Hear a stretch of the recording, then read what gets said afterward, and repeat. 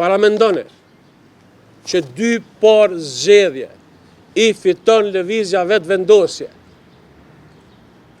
në të fundit me 51% dhe nuk është në gjendje ta bëj shtetin funksional për shkak se është e pangopshme dhe don që ta merr edhe këtë institucion, edhe institucionin e presidentes dhe na sjell në një situatë ku në ditën e fundit me zet ditëm kush është e kandidati dhe na imponohet një betejë tjetër në gjykatën kushtetuese në mungesë të përgjegjësisë totale, politike, institucionale, shtetënore, kisha me thonë dhe historike.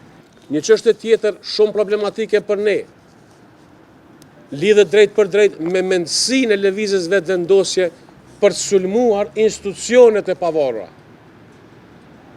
Qysh mund del një përfaqësues i popullit, një parti që ka 50% dhe ta sulmoj institucionin e pavarur, gjykatën kushtetuese, të tentoj të ndikoj politikisht, duke shkuar aq lart, duke thënë se disa ambasador po dojnë me shkatërru gjykatën kushtetuese. Jo bre burç, ata që e kanë ndërtuar, që ata që e kanë ndihmuar, nuk e shkatërroni, e shkatërroni ju që doni të keni ndikim politik.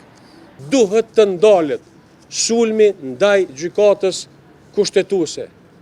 Duhet të ndalet presioni. Nuk guxojmë të vazhdojmë këtë mos për shkak se disa institucione janë bë me sakrificë të mëdha. Çfarë do tendence për sulmuar, për të friksuar, edhe duke ndërlidh me ndikim gjoja se nga ambasadorët është asgjë tjetër vetëm tentim i shkatërimit të rendit kushtetues dhe shtetënor.